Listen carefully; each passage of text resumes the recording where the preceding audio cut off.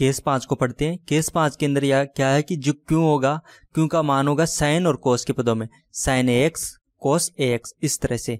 अब यहाँ पे पी आई निकालने के लिए हम क्या करेंगे, 1 upon function of D Q. तो यहाँ पे डी एक्स स्क्वायर का मान लिखेंगे माइनस ए एक्स स्क्वायर। ए एक्स स्क्वायर क्या होगा कि जो एक्स होगा उसका जो गुणांक है वो होगा यहाँ पे ए। यहाँ पे साइन के अंदर भी जो एक्स है उसका जो गुणांक है वो होगा ए। तो ये मान रखकर हमें पी आई मिल जाएगा। लेकिन ऐसा केस कभी भी इस तरह से और इस तरह से बनेगा तो हम यहाँ पे इनफाइनाइट हो जाएगा, क्योंकि यहाँ पे देखो डी एक्स स्क्वायर के स्थान पे माइनस ए एक्स स्क्वायर करेंगे तो ये तो इनफाइनाइट हो जाएगा, इसी तरह से ये भी इनफाइनाइट हो जाएगा। तो इस स्थिति में हमें पी का मान ये पी आई प्राप्त करने के लिए ये फॉर्मूला लगाना होता है। इस फॉर्मूले से हम ये मान प्राप्त कर सकते हैं। तो यहाँ पे देखो दोनों फॉर्मूला सेम है, बिल्कुल यहाँ पे देखो पूरा फॉर्मूला सेम है, केवल यहाँ पे चेंज है। यहाँ पे कोस होगा तो यहाँ पे भी कोस होगा, और यहाँ पे साइन होगा तो यहाँ पे भी साइन होगा। ये दोनों फॉर्मूले आपको याद रखना है। और ये कभी भी आप फॉर्मूला भूल जाओ तो एक दूसरा तरीका है, उससे भी हम इसको प्राप्त कर सकते हैं, जैसे कि 1 अपॉन फंक्शन ऑफ डी, और यहाँ पे आ गया क्यू। ये हमारा पी आई का फॉर्मूला होता है। और कभी भी यहाँ पे डी का मान रखने पर, कोई सा भी केस हो, डी का मान रखने पर हमें ये इनफाइनाइट प्राप्त हो जाए तो हम इसको इस तरह से लिखेंगे, हम इसको x से गुणा करेंगे और यहाँ पे डी के स्थान पे हम लिख देंगे डी का अवकलन, और यहाँ पे आ जाएगा क्यू। फिर से यदि ऐसा करने के बाद भी अपरिभाषित प्राप्त होता हो तो हम एक बार फिर से करेंगे ये काम, और इस बार अवकलन एक बार और हो जाएगा तो इस यहाँ पे डबल अवकलन हो जाएगा और इस तरह से हो जाएगा। तो ये जो फॉर्मूले, ये फॉर्मूले भी इसी तरह से आए हैं। यहाँ पे n पावर है तो n पावर है तो ये n बार अवकलन करने के बाद इस तरह से फॉर्मूला बनाता है इसका। तो अब इससे कुछ क्वेश्चन है, वो क्वेश्चन हम सोल्व कर लेते हैं। आपको ये दोनों फॉर्मूले याद रखना है, क्योंकि याद रखने से क्वेश्चन ज़्यादा फास्ट होता है। तो अब इसके कुछ एग्जाम्पल सोल्व करते हैं। तो यहाँ पे हम एग्जाम्पल नंबर 8 सोल्व करते हैं। एग्जाम्पल नंबर 8 के अंदर देखो ये क्वेश्चन दिया हुआ है और ये पहले से डी के रूप में है। तो यहाँ से हमें सी एफ प्राप्त करना है। तो सी एफ प्राप्त करने के लिए मैं इसका पहले तो गुणनखंड कर देता हूँ, क्योंकि गुणनखंड करना पड़ता है हमें सहायक समीकरण में। तो मैं गुणनखंड पहले कर रहा हूँ। तो यहाँ पे गुणनखंड करेंगे इसके इस तरह से।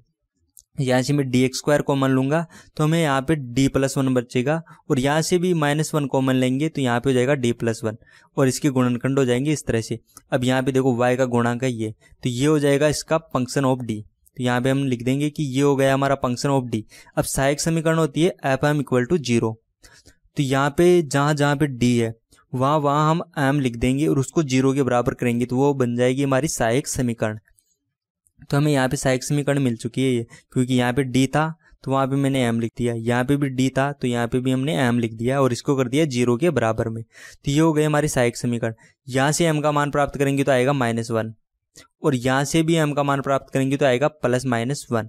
तो यहाँ से हमें एम के 3 मान प्राप्त हुए। देखो ये जो समीकरण है वहाँ पे डी की पावर 3 है, तो हमें एम के मान भी 3 ही प्राप्त होंगे। अब यहाँ से हम प्राप्त करेंगे सी एफ।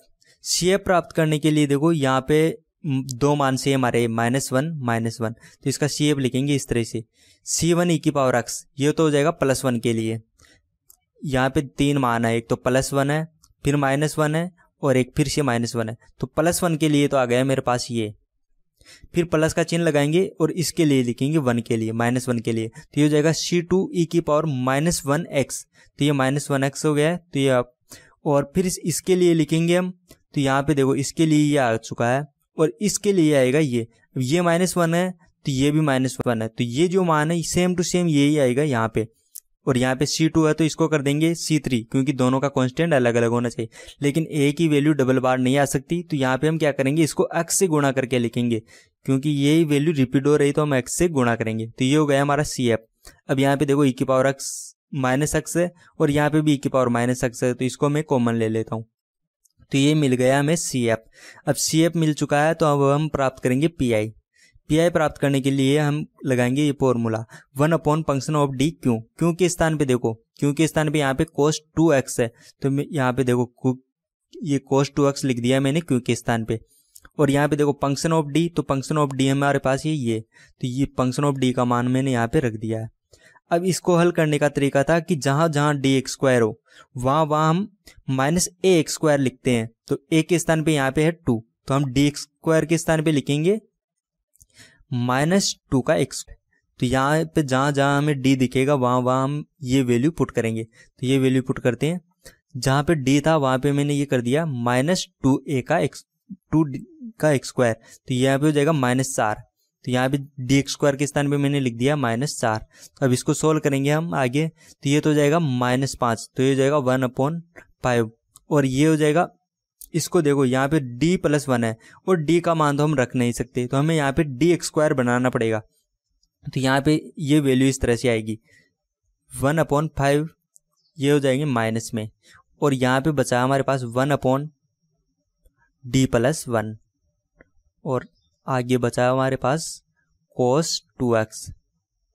अब इसको किस तरह से सोल्व करेंगे हम, तो यहाँ पे देखो, यहाँ पे डी एक्स स्क्वायर बनाना, डी एक्स स्क्वायर बनाएंगे तो हम क्या करेंगे, रेशनलाइजेशन। यहाँ पे डी, इसको हम गुणा कर दें यदि d - 1 से ऊपर और नीचे, तो यहाँ पे डी एक्स स्क्वायर बन जाएगा। तो मैं गुणा कर देता हूँ इसको इस तरह से, मैंने यहाँ पे d - 1 से ऊपर और नीचे गुणा कर दिया।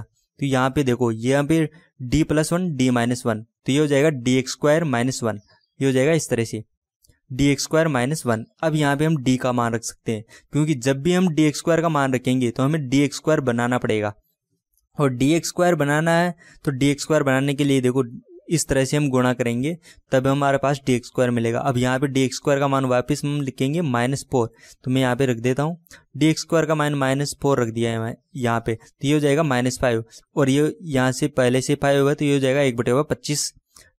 और यहाँ पे देखो d - 1 है, तो ये cos 2x d के साथ आएगा तो d cos 2x हो जाएगा, और 1 के साथ आएगा तो -cos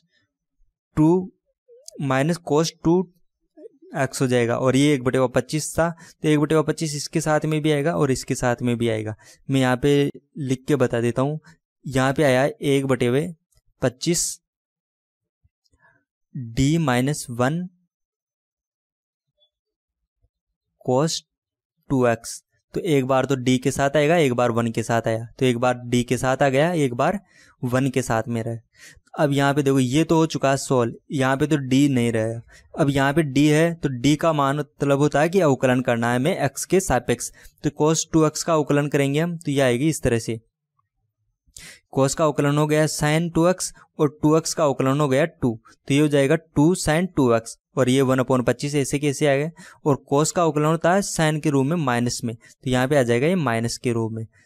तो अब यहाँ पे हम 1/25 को कॉमन ले सकते हैं, तो हमारे पास ये आ गया pi। तो हमारे पास pi मिल चुका है हमें, और CF हमें यहाँ पे मिल चुका है, तो संपूर्ण हल हो जाएगा y = CF + pi। तो हम इसका हल लिखेंगे, यहाँ पे pi हमें ये मिल चुका है, तो इसका संपूर्ण हम हल लिखेंगे अब हम y = CF + pi। तो यहाँ पे देखो y = CF + pi, तो CF हमारे पास ये आया था और pi ये आया था, तो हम दोनों को ऐड करके लिखेंगे, तो ये हो जाएगा इस एग्जाम्पल का आंसर।